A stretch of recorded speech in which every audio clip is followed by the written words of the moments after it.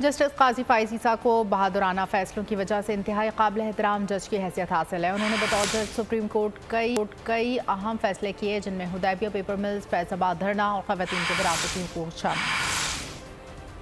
26 اکتوبر 1959 میں قاضی محمد عیسیٰ کے گھر قاضی فائز عیسیٰ نے آنکھ کھولی۔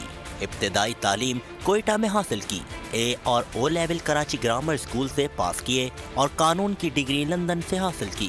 1950 میں ہائی کورٹ اور 1998 میں سپریم کورٹ کے ایڈوکیٹ بنے۔ 27 سال تک پریکٹس کی اور کئی اہم کیسز جیتے۔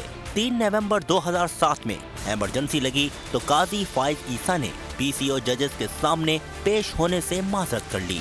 5 اگست 2000 کو chief justice Balochistan high court اور پھر 5 ستمبر 2014 کو سپریم کورٹ کے جج بنے۔